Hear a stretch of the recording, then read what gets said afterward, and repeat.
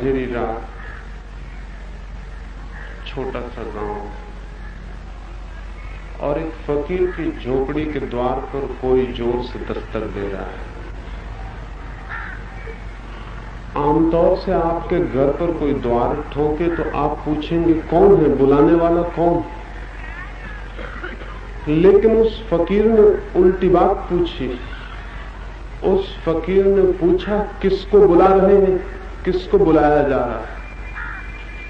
वो फकीर अपनी झोपड़ी के भीतर है, बाहर कोई द्वार ठोकता है। वो फकीर भीतर से पूछता है किसको बुला रहे हैं। आमतौर से ऐसा नहीं पूछा जाता है कौन बुला रहा है। उस बाहर से द्वार पीटने वाले आदमी ने कहा मैं बायजीद को बुलाता हूं, बायजीद घर में है। और फिर भीतर से वो फकीर जोर से हंसने लगा, हंसता ही चला गया। वो बाहर का आदमी बेचैन हो गया। उसने कहा हंसने से कुछ भी ना होगा, मैं पूछता हूं बायजीद भीतर है। उस फकीर ने कहा बायजीद को खोजने निकले हो तो बहुत मुश्किल है, मैं खुद बायजीद को 50 साल से खोज रहा हूं, अभी तक खोज नहीं पाया। ऐसे लोग मुझको ही बायजीद समझते, लेकिन बायजीद को मैं 50 साल से खोज रहा हूं और अब तक खोज नहीं पाया हूं। इसलिए मैं हंसता हूं कि तुम भी किस आदमी को खोजने निकल पड़े हो जो अपने को ही अभी नहीं खोज पाया। उस आदमी ने शायद समझा होगा कि कोई पागल आदमी है। ये बायजीद भी खुद है और कहता है कि मुझे पता नहीं कि मैं कौन हूं। हम सारे लोग सोचते हैं कि हम जानते हैं कि हम कौन हैं, और इस झूठे ज्ञान की वजह से ही जीवन के सत्य को उपलब्ध नहीं हो पाते, न जीवन के आनंद को, न जीवन का रहस्य पता चल पाता है। एक बुनियादी भूल हो जाती है कि हमने ये मान ही लिया है कि हम जानते हैं कौन। ये हमने मान ही लिया है कि जीवन क्या है वो हमें पता है। और जिस आदमी को ये भ्रांति हो गई हो तो उसे जीवन का पता है, वो जीवन को जानने से सदा के लिए वंचित रह जाए तो कोई आश्चर्य नहीं। पहली बात जो हमें पता नहीं है, पता होना चाहिए कि हमें पता नहीं। जो हमें नहीं मालूम है उसे जान लेना कि मालूम है बहुत बड़ी भ्रांतियों के रास्तों पर भटक जाने का द्वार। जीवन क्या है यह भी पता नहीं है तो जीवन में क्रांति कैसे हो सकती है। और हमें चूंकि ये ख्याल बैठ गया है कि हमें पता है जीवन क्या है, इसलिए चारों ओर जीवन हजार हजार इशारे करता है, उन इशारों को भी हम नहीं देखते। हजार खबरें भेजता है, उन खबरों को भी नहीं सुनते। हजार रूपों में प्रकट होता है, हमारी आंखें अंधी रह जाती हैं। हजार स्वर में गीत गाता है, हमारे कान नहीं सुन पाते। हजार हजार रूपों में आता है, हमारी बाहें आलिंगन नहीं कर पाती, क्योंकि हमें ये पता है कि हमें पता ही है। इसलिए जानने के लिए हम आंख उठाते, न हाथ फैलाते, न कानों से सुनते हैं, न प्राणों को उस दिशा में लगाते हैं जहां जीवन जाना जा सकता है। और भी आश्चर्य की बात है कि जो हम जीवन को बिल्कुल नहीं जानते, जीवन की हजार भांति निंदा करते हैं, जीवन को हजार गालियां देते हैं, जीवन की हजार भूलें खोजते हैं, जीवन में हजार कांटे खोज लेते हैं। जिन्हें जीवन के एक भी फूल का पता नहीं है वो कांटों का ढेर लगा लेते हैं, और जिन्हें रोशनी की एक किरण नहीं मिली वो अंधकार को इकट्ठा करते चले जाते हैं। ऐसे हम लोग हैं। हमारे जीवन में कैसे क्रांति हो सकती है? एक छोटी सी कहानी से मैं इन सूत्रों की चर्चा को शुरू करना चाहता हूं। मैंने सुना है एक सम्राट अपने पहाड़ी राज्य के हिस्से से गुजरता था। कभी नहीं आया था उस मार्ग पर। दुर्गम पहाड़ियां थी और उन दुर्गम पहाड़ियों में बहुत गहरे घनी खोहों में बसे हुए लोग थे। पता था कि वो उसके राज्य की सीमा है, लेकिन कभी वहां गया नहीं। उस राज्य से गुजरा तो हैरान हो गया उस पहाड़ के रहने वालों को मकान बनाने का पता ही नहीं था। वे वृक्षों के नीचे ही सोते थे और वर्षा होती थी तो चट्टानों के नीचे छिप जाते थे। उन्हें मकान बनाने की कला का कोई बोध ही नहीं था। उन्होंने मकान देखे भी नहीं थे।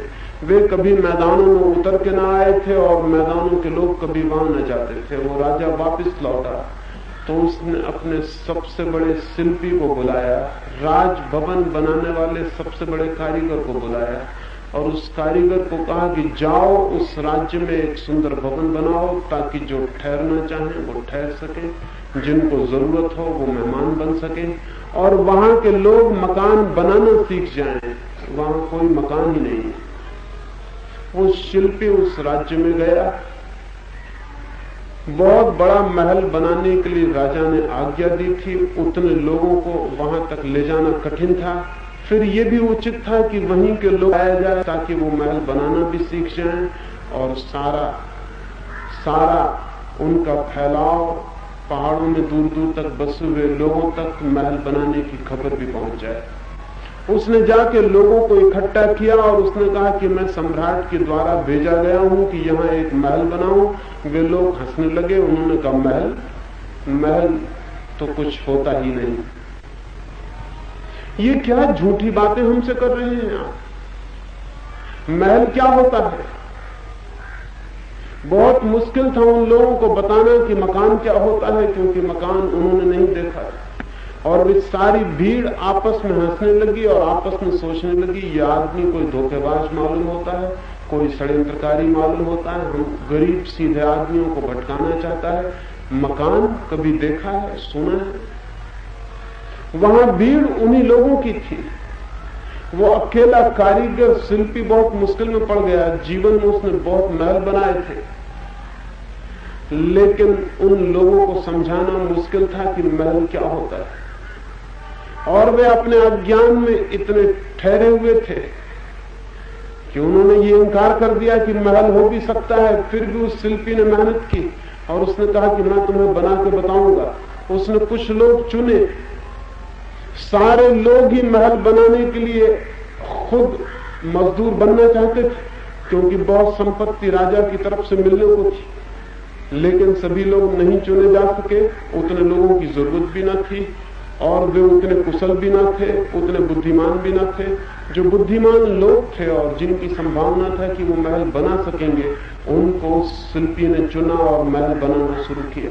जो लोग नहीं चुने गए थे, उन्होंने जाके आसपास खबर फैलानी शुरू कर दी कि उसने अपने ही आदमियों को चुन लिया है, मालूम होता है, और ये महल हम नहीं बनने देंगे। ये महल खतरनाक है। जिस चीज का हमें पता नहीं है उसे हम अपनी भूमि पर बनने दें, ये उचित नहीं है। और उन्होंने हजार तरह की अफवाहें उड़ाई कि इस महल में जो जाएगा वो मर जाएगा, ये महल जो बनेगा तो हमारा राज्य अभिशाप से भर जाएगा। जो चीज हमने कभी नहीं देखी और हमारे बाप दादों ने नहीं देखी, उस चीज को न हम देखना चाहते हैं और न बनाना चाहते हैं। दिन भर शिल्पी महल बनाता था, रात बाकी लोग आके उसकी ईंटें उखाड़ कर फेंक देते थे। वो महल उनके लिए बनाया जा रहा था और वे ही उस महल को उखाड़ने की दिन रात कोशिश करते थे। बहुत मुश्किल से उन्हें समझा कर राजी किया जा सका कि पूरा बन जाने दो, फिर तुम्हें पसंद ना आए तुम गिरा देंगे। आधे के करीब महल बन के तैयार हुआ होगा और तब गांव के आसपास के लोगों ने खबर उड़ाई कि ये हमारे लिए नहीं बन रहा है, ये शिल्पी स्वयं अपने लिए बना रहा है। क्योंकि हमने कभी सुना है कि किसी आदमी ने पहाड़ चढ़ के किसी दूसरे के लिए कोई सेवा का काम किया हो। कौन किसी दूसरे के लिए कुछ करता है? उस शिल्पी ने बहुत समझाया कि मैं तुम्हारे लिए बना रहा हूं, लेकिन कोई कभी मानने को तैयार नहीं हुआ। कौन किसी के लिए पहाड़ आके मेहनत करता है? ये शिल्पी अपने लिए ही बना रहा। जो लोग उसके साथ काम किए थे, उसने उन लोगों को भेजा कि तुम समझाओ उन्हें उनकी भाषा में। उन्होंने जाके समझाया, लेकिन उन लोगों ने कहा ये सब उस शिल्पी के नौकर हैं, उसके जासूस हैं, उसका भोजन खाते हैं और उसकी बजाते हैं, इनकी बात हम नहीं सुन सकते। शिल्पी को स्वयं भेजो, वो हमें समझाने आए। शिल्पी को समझाने गया। जो समय लगाना जरूरी था महल के बनाने में, वो उन लोगों को समझाने में लग रहा था जिनके लिए महल बनाया जा रहा है। वो 1000 काम छोड़ के लोगों को समझाने गया। उन लोगों ने कहा अब तुम समझाने आए हो, जब हमने दोषारोपण किया तब तुम उत्तर देने आए हो। उत्तर पहले दिया जाना चाहिए था। उस शिल्पी ने कहा पहले मैं उत्तर कैसे देता? तुमने पूछा इसलिए मैं कहने आया हूं। उन लोगों ने कहा हमें तुम बुद्धू मत समझो, इतना हम काफी समझते हैं कि कोई आदमी पहाड़ पे चढ़ के हमारे लिए मेहनत करने नहीं आएगा। इसके पीछे कोई षड्यंत्र और हम मुसीबत में पड़ जाएंगे। हम ये महल नहीं चाहते।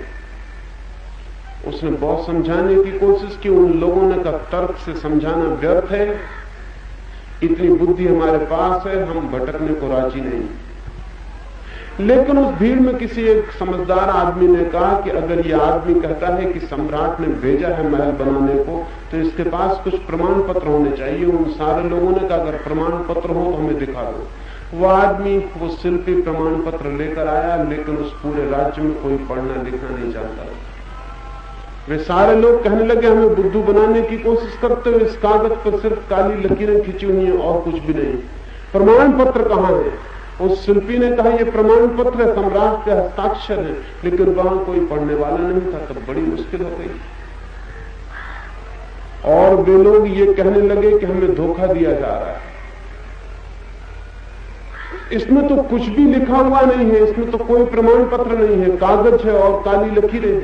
जो पढ़ना नहीं जानते हो उन्हें लिखा हुआ काली लकीरों से और कुछ भी नहीं होता, उससे ज्यादा नहीं होता है।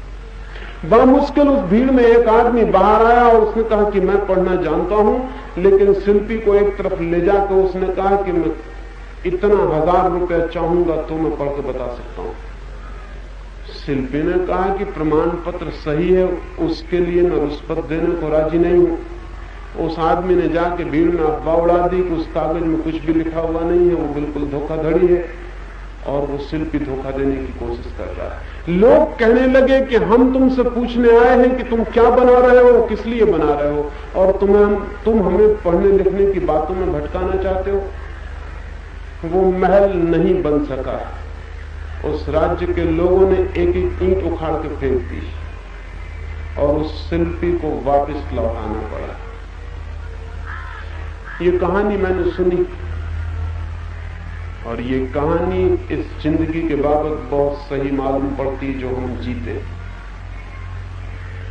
हम करीब करीब ऐसी जिंदगी जीते हैं जिसे बनाने की कोई कला हमें मालूम नहीं। पहली तो बात, जिंदगी क्या है यही हमें मालूम नहीं। मकान क्या है यही मालूम ना हो तो मकान को बनाने की कला बहुत मुश्किल है। और अगर कोई कभी आए और जिंदगी को जान के आके कहे कि जिंदगी ऐसी है, तो हम मानने को राजी नहीं होते, क्योंकि हम जो जानते हैं हम उसे पूरी तरह जानते हैं, हम उससे भिन्न जानने को जरा भी राजी नहीं। इसलिए जीसस जैसे आदमी को सूली पर लटका दिया जाता है, मंसूर जैसे आदमी के हाथ पैर काट दिए जाते हैं, सुकरात जैसे आदमी को जहर पिला दिया जाता है। ये वे लोग हैं जो जिंदगी के महल की खबर लाते हैं, वे शिल्पी, और हम क्रोध से भर जाते हैं क्योंकि हमने न ऐसे जीवन के बाबत सुना है, न देखा है, न हम मानने को राजी। वे प्रमाण पत्र भी लाते हैं अपने साथ, लेकिन उन प्रमाण पत्रों में हमें सिवाय कागजों के और लकीरों के कुछ भी नहीं दिखाई पड़ता। और हम कहते हैं कि हम चाहते हैं प्रमाण पत्र और तुम हमें कागज और लकीरें दिखलाते हो, तुम हमें पढ़ने लिखने की बात करते हो, तुम हमें सोचने समझने की बात करते हो।